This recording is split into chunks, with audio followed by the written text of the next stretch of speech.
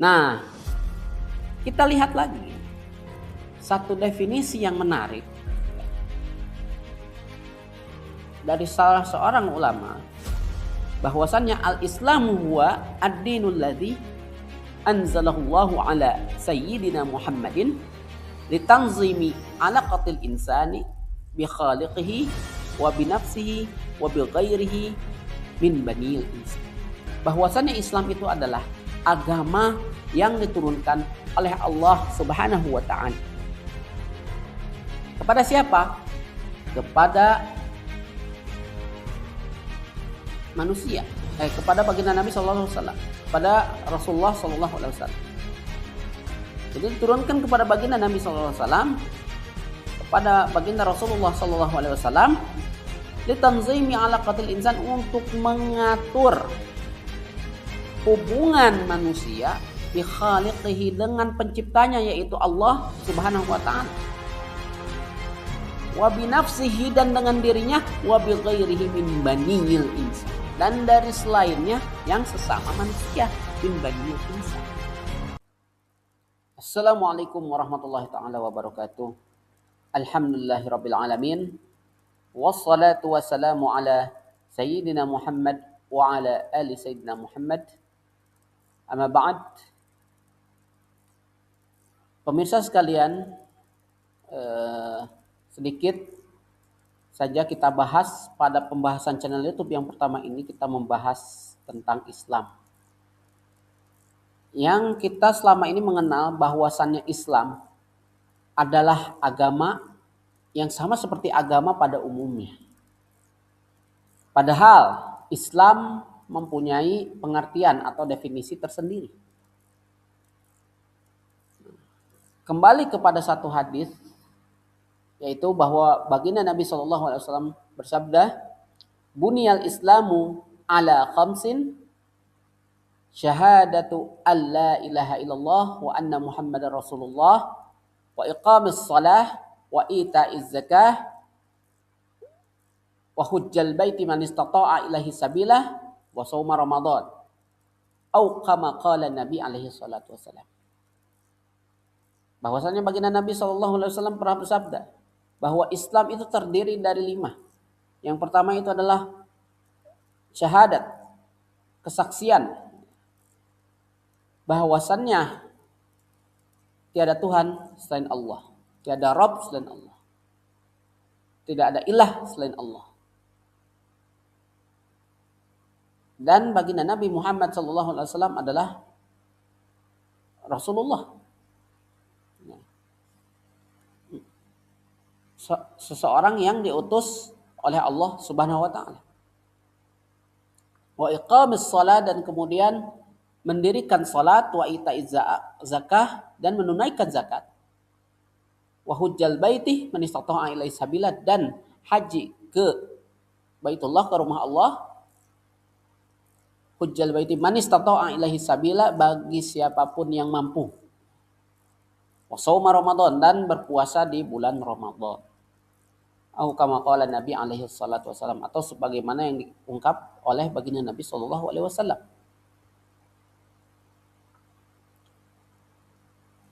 Hadis yang disampaikan menunjukkan bahwa Islam itu terdiri dari 5 rukun tadi, sehingga muncullah rukun Islam. Lalu ada lagi satu definisi yang luar biasa. Ini kita dapat dari kitab Fathul Mubin. Kitab Fathul Mubin, syarah dari kitab hadis Arba'in An-Nawawiyah, yang mensyarah hadis ini.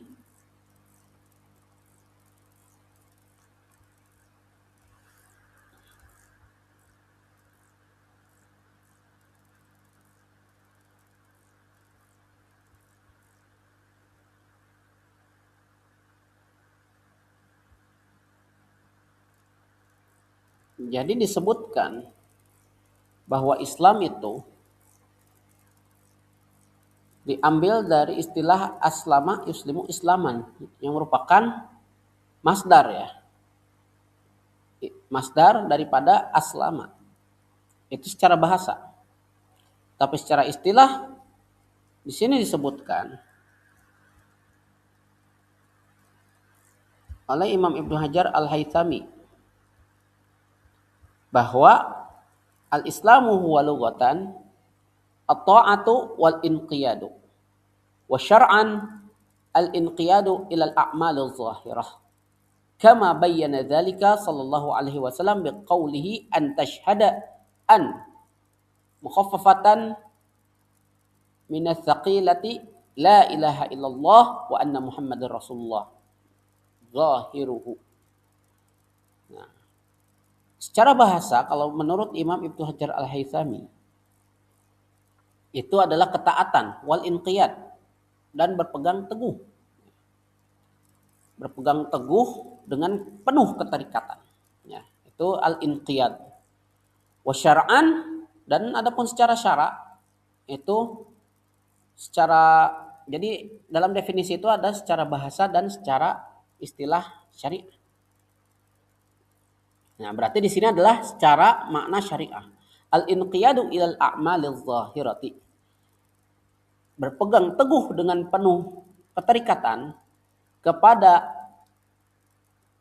amaliyah, al-a'mal jama dari amal gitu ya. Dari kepada perbuatan-perbuatan az-zahirah yang jelas. Kama bayyana dzalika, sebagaimana dijelaskan oleh baginda Nabi sallallahu alaihi wasallam biqaulihi, yaitu yang dikatakan tadi an tashhada. An. Nah, an tashhada an. Nah, la ilaha illallah wa anna muhammadan rasulullah. Nah, ini tentang Islam. Jadi Islam tadi apa? Secara bahasa adalah ketaatan dan berpegang teguh dengan keterikatan yang penuh. Seperti itu. Dan adapun secara syariat yaitu keterikatan penuh ya kepada amal-amal yang jelas ini. Yaitu yang tadi disebutkan oleh baginda Nabi sallallahu alaihi wasallam dalam hadisnya antasyhada alla ilaha illallah wa anna muhammadar rasulullah wa iqamis shalah wa ita'iz zakah wa hujjal baiti man istata'a ilaihi sabila wa shauma ramadan. Lalu ini baru kata Imam Ibnu Hajar Al-Haythami. Sebenarnya banyak sekali para ulama mendefinisikan tentang Islam. Baik secara bahasa ataupun secara syariah. Ingat, secara bahasanya tadi ya, at-ta'ah wal inqiyad. Ketaatan dan keterikatan penuh. Seperti itu, inqiyad. Jadi berpegang teguh dengan keterikatan penuh. Memang Islam membebaskan kita, tetapi bukan berarti kita berkebebasan dalam bertingkah laku. Maka Islam pantas mengatur tingkah laku kita. Nah, termasuk hubungan kita dengan Allah, hubungan kita dengan sesama manusia, ataupun hubungan kita dengan diri sendiri. Islam berhak mengaturnya, berhak. Tetapi pengaturan Islam bukan berarti mengekang. Tetapi pengaturan dalam Islam itu merapihkan, menertibkan. Seperti itu. Supaya hidup kita tidak berantakan. Supaya hubungan kita dengan Allah tidak berantakan. Supaya hubungan kita dengan sesama manusia ataupun dengan diri kita tidak berantakan. Seperti itu. Nah, kita lihat lagi satu definisi yang menarik ya, dari salah seorang ulama, bahwasannya al-Islamu huwa ad-dinul ladzi anzalahu Allahu ala sayyidina Muhammadin litanzimi alaqatil insani bi khaliqihi wa bi nafsihi wa bi ghairihi min banil insan. Bahwasannya Islam itu adalah agama yang diturunkan oleh Allah Subhanahu wa taala. Kepada siapa? Kepada manusia, kepada baginda Nabi sallallahu alaihi wasallam, kepada Rasulullah sallallahu alaihi wasallam. Jadi diturunkan kepada baginda Nabi sallallahu alaihi wasallam, kepada baginda Rasulullah sallallahu alaihi wasallam litanzimi alaqatil insan, untuk mengatur hubungan manusia bi khaliqihi, dengan penciptanya yaitu Allah Subhanahu wa taala. Wa bi nafsihi, dan dengan dirinya, wa bi ghairihi min baniyil insan, dan dari selainnya yang sesama manusia, min baniyil insan.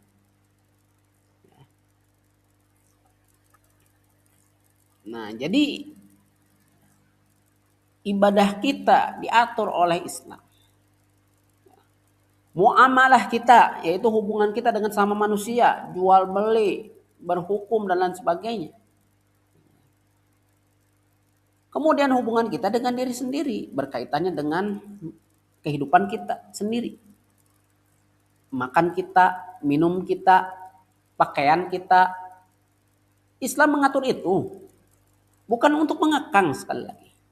Tetapi Islam mengatur itu semua untuk menghormati kita.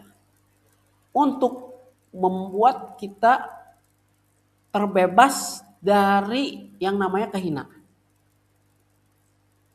Coba pikirkan bagaimana Islam mengatur diri kita dari segi pakaian, makanan, dan minuman. Bayangkan kalau sekiranya manusia dia memakan satu makanan yang itu tidak diatur oleh Islam. Yang kalau Islam mengaturnya kembali kepada dalil, kepada ayat yang diturunkan oleh Allah Subhanahu wa taala. Semisal contoh,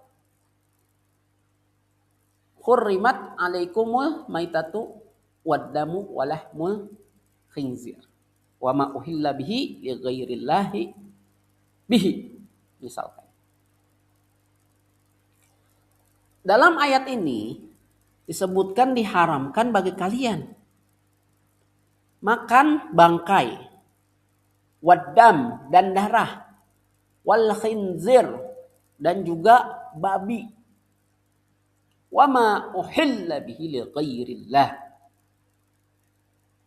dan binatang sembelihan apapun yang disembelih dengan nama selain Allah atau tidak menggunakan nama Allah. Nah, Islam menggunakan aturan ini. Tetapi coba kalau tidak diatur dengan Islam.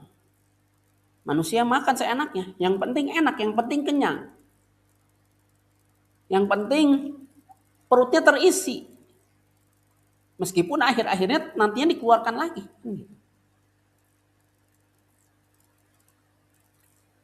Coba kalau misalkan Islam membebaskan itu semua.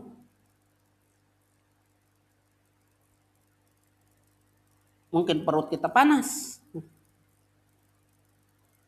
Kekenyangan berlebihan. Dan lain sebagainya. Atau misalkan minuman yang dibebaskan.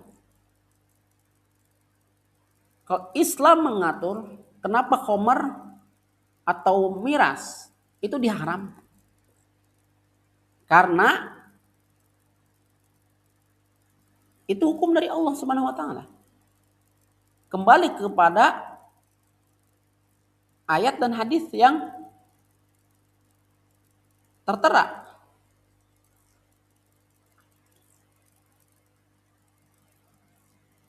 Diambil satu ayat, innamal khamru wal maisiru wal ansabu wal ajzam rijsum min amalis syaitan. Sesungguhnya khamar dan juga judi, maisir, judi,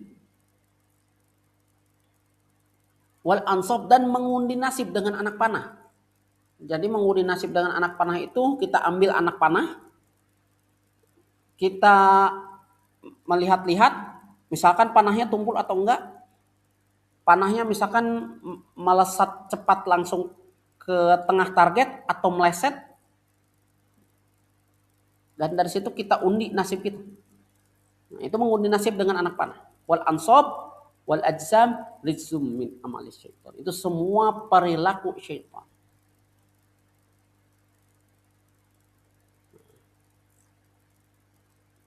Dari ayat ini dihukumi bahwasannya khamr, judi, dan yang tadi disebutkan itu menjadi haram. Sedangkan dalam hukum yang kebebasan, atau mungkin Islam di saat tidak mengatur, yang terjadi adalah ketika khamr itu diminum, ketika judi itu dilegalkan, itu semua membuat berantakan. Khamr dari segi memabukkannya, minuman yang memabukkan, gitu kan. Yang hari ini mungkin lebih modernnya itu ada alkohol, miras, amer, dan lain sebagainya. Minuman-minuman yang kandungannya kandungan memabukkan. Seperti itu. Nah, Islam mengatur itu semua untuk maslahat kita juga, bukan untuk mengekang kita. Nah, maka tadi litanzimi alaqatil insan itu untuk mengatur manusia, gitu ya, mengatur hubungan manusia, litanzimi alaqatil insan bi khaliqihi, dengan penciptanya. Pencipta siapa? Pencipta manusia. Kita berhubungan sama Allah. Kalau tidak diatur dengan Islam, kita tidak menggunakan Islam. Misalkan, bagaimana kita berhubungan dengan Allah yang menciptakan kita? Yakin Allah aja enggak kan gitu. Yakin adanya Allah aja enggak. Jangankan yakin adanya Allah, yakin kepada Allah pun tidak. Tapi Islam mengatur bagaimana kita yakin adanya Allah Subhanahu wa taala dan yakin kepada Allah Subhanahu wa taala, Tuhan semesta alam. Di sini perlu difahami sama teman-teman sekalian bahwasannya Islam itu menyejahterakan kita dengan mengatur ini semua.